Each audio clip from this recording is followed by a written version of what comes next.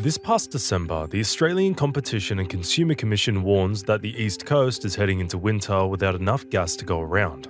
Wholesale prices have already tripled since 2015. Factories are shutting down. Australian manufacturers have at times paid more gas produced on their own doorstep than Japanese buyers paid for the same gas shipped across the Pacific. And Tokyo is the city buying it from us. Last financial year alone, Australia shipped out 81 million tonnes of liquefied natural gas. That's roughly $68.8 billion worth of energy leaving the country. It officially makes Australia the second largest LNG exporter on the planet, behind only the United States. Who is actually shipping it? Some of the largest corporations on the planet are doing the shipping. Take Chevron, for example. Operating out of California, they run the massive Gorgon project off the coast of Western Australia. In 2023, Chevron reported $19.4 billion in Australian income. Yet their petroleum resource rent tax bill for that year was exactly zero.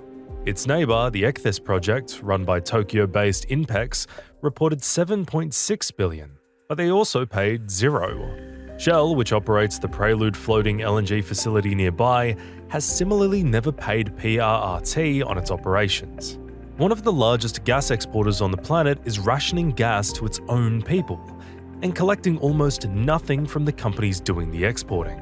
The real question isn't why there's a shortage, it's how a country sitting on this much gas ended up giving almost all of it away. Let's go back in time. In 1987, the Hawke Labor government introduced the Petroleum Resource Rent Tax. According to this tax, oil and gas were to belong to the Australian public. If a company extracted it and made huge profits, the public would get a 40% levy on super profits. This would guarantee that the nation captured a fair share of the windfall. At the time, it made sense on paper. The tax was written for new offshore oil projects, oil that was cheap to extract once fields came online, fast to become profitable, and straightforward to measure. Nobody in the Treasury was thinking about what would happen decades later when the country pivoted to liquefied natural gas. An industry with capital costs in the tens of billions and timelines stretching across generations. LNG is completely different. It requires tens of billions of dollars to build, with timelines that stretch out across generations. Western Australia saw the risk earlier than Canberra. In October 2006, Premier Alan Carpenter formalised a domestic gas reservation policy. Any new LNG project approved in Western Australia had to set aside the equivalent of 15% of its gas for the domestic market. The policy was tied to state land access. If a company wanted to build a liquefaction plant on Western Australian soil, it played by Western Australian rules. The logic was simple. Gas sold to Asia at export prices would push local prices up. A reservation was the one mechanism that could hold that line. The East Coast took a very different path. Between 2008 and 2014, three consortia, led by Shell and BG Group, Santos, and Origin Energy with ConocoPhillips, sanctioned 3 LNG export terminals on Curtis Island, off Gladstone in central Queensland. Combined private investment reached roughly $80 billion. It was the first time anywhere in the world that coal seam gas would be liquefied and shipped at industrial scale. Queensland approved the land access. Canberra approved the exports. And when the question of a domestic reservation was raised, the Federal Resources Minister, Gary Gray, rejected it outright. In May 2013, at the industry's annual conference in Brisbane, he told the room that the government does not agree that domestic gas reservation would keep gas prices down or put more gas into the market. In our view, it would create uncertainty and deter investment in new gas supply. But here's the twist. A few years later, Gary Gray left politics. He straight up took a position as General Manager of External Affairs at Mineral Resources, a Western Australian mining company. But this wasn't his first time crossing the aisle. Before he ever entered Parliament, he spent years working as Director of Corporate Affairs on Woodside's executive board. The man who closed the door on reserving gas for Australians had spent much of his career inside the industry that benefited from the door staying closed. So this wasn't corruption, but it was something far more dangerous.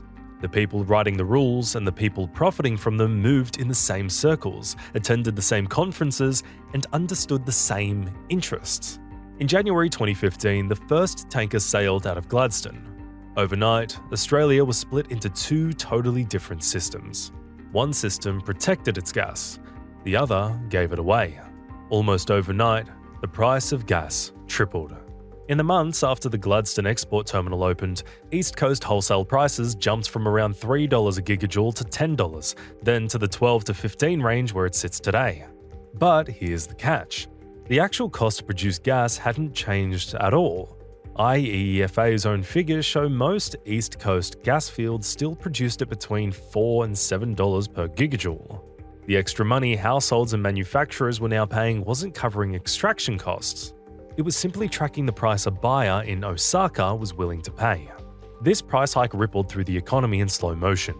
Gas-intensive manufacturers, fertilizer plants, gas factories, chemical producers closed or scaled back. Even Australia's aluminium smelters, which run primarily on electricity, got caught in the same wave, because gas-fired generators set the marginal price in the electricity market. Down in Victoria, the Alcoa Portland smelter spent a decade fighting for survival on repeated government bailouts. Up in Gladstone, the Boyne Island smelter sat directly in the shadow of the LNG export terminal shipping gas to Asia, while paying some of the highest electricity costs in the industrialised world. Unsurprisingly, domestic gas demand in Eastern Australia plummeted by 32% from fiscal year 2012-13 to 2023-24. A decades-long streak of rising gas use simply hit a wall. Meanwhile, the other side of the country proved that this was all a choice. Over in Western Australia, wholesale gas prices hovered between $5 and $7 per gigajoule for almost a decade. A factory in Perth was paying half as much as a factory in Newcastle. They were buying gas extracted in the exact same country, often from the exact same companies. The 15% domestic reservation policy was working. Then comes the second twist. What about the tax that was supposed to compensate Australians for all of this? It quietly collapsed. The petroleum resource rent tax was originally designed for oil projects that turned a profit within a few years, but LNG mega projects cost tens of billions to build. The rules allow companies to carry those colossal construction costs forward for decades, adding a generous interest rate every single year. Those compounding deductions effectively wipe out the exact profits the tax is meant to target. The results are documented in the Treasury's own documents. Not a single Australian LNG project has ever paid this tax. Chevron explicitly told the Senate that its massive Gorgon project was never expected to pay PRRT. In 2023, Chevron reported $19.4 billion in Australian income and paid zero in resource rent tax. INPEX reported $7.6 billion and paid zero PRRT. Over a 7-year stretch, the Australian government collected roughly $15 billion more from university students paying off their HECS debts than it did from the entire offshore gas industry. After more than a decade of public outrage, Parliament finally amended the rules in 2024. Chevron made its first PRRT payment in August 2025, 20 years after the project was approved. Which brings us to the final, quietest twist of all. Look at Norway. They produce a comparable amount of gas but have a population about 1/5 of Australia's. The difference is that Norway taxes its oil and gas sector at 78%. That revenue built a sovereign wealth fund that is now worth over $3 trillion. That's about $560,000 for every single Norwegian citizen. By comparison, Australia's future fund sits at just $267 billion, and almost none of it came from gas. One country taxed the boom, the other just let it run. What this means is that the result in the kitchens and workshops of actual Australians is now visible on every bill. A small business in Marrickville is paying 3 times what it paid a decade ago for the same heating. A family in Broadmeadows turning the hot water down in winter because the quarterly statement keeps climbing. A tile manufacturer in the Illawarra quietly closing its doors because gas is now half its cost base. A pensioner in Toowoomba living within driving distance of the Surat Basin, one of the largest gas reserves in the country, rationing the heater to one room after dinner. These are not the casualties of a natural disaster or a global shock.